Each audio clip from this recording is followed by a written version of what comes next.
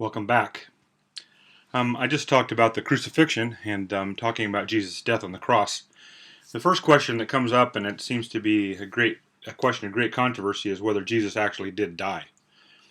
And let the facts speak for themselves. You know, you look through the Gospels, and the Gospel writers make a point to demonstrate that the ones who would have been able to determine if Jesus was dead are there to make that determination.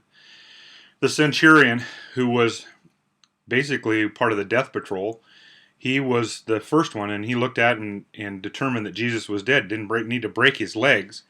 And the confirmation of the death was the fact that when he stuck the spear into his side and water and blood came out of the wound that was there, confirmed that the pericardium had been full of fluid.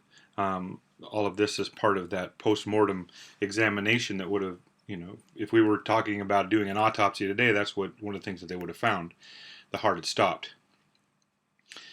So people have argued with this point and said, no, he was in a coma, or he was swooned, or he was, faking it. But that just doesn't bear up underneath the facts and the evidence. First off, remember, he's still nailed to the cross. Spear going into his side, if there would have been any life in there, the body would have reacted to that weapon going in and making that opening. It's not this tiny little orthopedic type scope opening, but we're talking about a spear going in there, and so the wound would have been probably maybe as big as your hand. You could fit your hand into it. In fact, in one of the gospel accounts, it says that when Thomas didn't believe it was Jesus, Jesus says, "Come here and stick your hand into the wound." And so the wound in his side was big enough that he could put his hand in. So that being said here, that's the first part. Then they had to extract the nails from his hands and his feet. Remember, they would have had to put some kind of a bar or something like that to be able to pull those nails out. And imagine the agony of the nails going in. Think about it if you were still alive and the agony of having to pull those nails out. Jesus didn't move, didn't make a sound, didn't make any kind of alarm with that. He was gone. He was dead. Then take the fact that the two men carried him to the tomb, which was close at hand, and they hauled him in and they laid him on a slab and wrapped him as they would in a mummification type of a shroud and covering, so that they could prepare his body for burial, putting the spices and all of those things. Imagine here you got open wounds, especially the scourging that he took, and you're putting these spices into those open wounds. Think about it. The next time you have a cut, go in and pour a couple of ounces of salt on your cut. Man, in fact, get your finger really good and wet, and then stick it in some salt water, and then tell me that you would have not reacted or pulled back with just the simpleness of salt. Imagine the different spices they used for burial. That would have been there: myrrh, frankincense, cinnamon, aloes, acacia. These things would have just, to a person who was in agony or had open wounds, bleeding wounds like that, it would have set you right off. There would have been no faking. He put in the tomb, and then he's left there, and he was in the tomb for 3 full days, and no stirring. The rock that was rolled in front of the tomb was so big that it could not be moved away by one single person. So again, Jesus couldn't have slipped away in the night because he couldn't have rolled the stone away. It was blocking the opening to the tomb.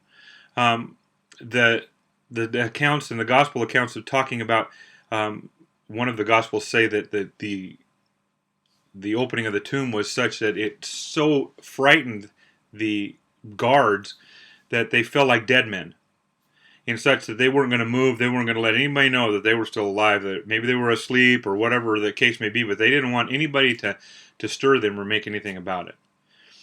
So these are just some simple facts that are there that would demonstrate the fact that, yeah, Jesus did die, and Jesus did resurrect from the dead. Now, that's another part of this whole thing, and I'm going to just take a minute to kind of go into some very important reasons, very simple reasons, why I know that Jesus resurrected from the dead. His body wasn't hidden away. His disciples didn't steal it away.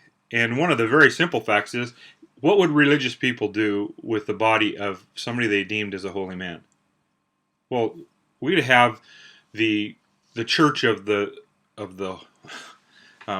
holy body of Christ. We would have they would have worshipped it, and they would have held on to it. It is the same reason why when Moses dies in the Old Testament, that God is the one that actually takes Moses and buries him.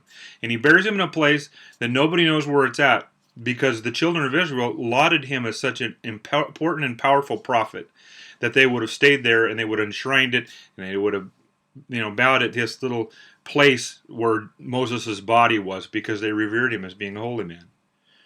Well, think about that in the likeness of Jesus and the people that knew him. We know that there was at least 120 that were dead solid followers. I mean, they weren't going to budge on anything. They were the ones in the upper room.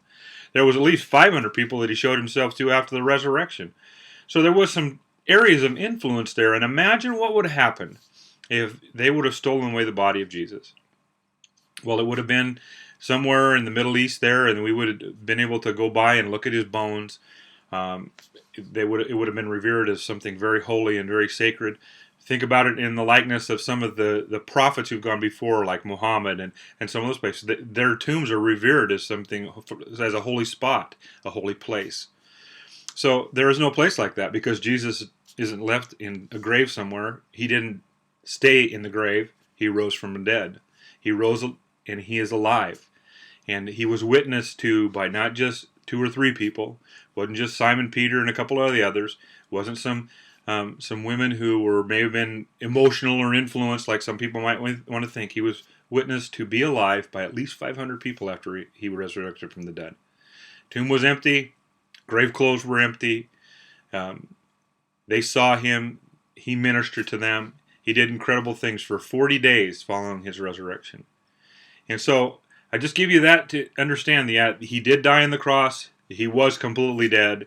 He wasn't faking it. There was no way he could fake it. If we just stop and examine the evidence, if we just use the practical common sense that God gave us, we can find out that those things that are written there weren't trying to shape us or to try to convince us, but they really truly give us an example and understanding that Jesus actually did die.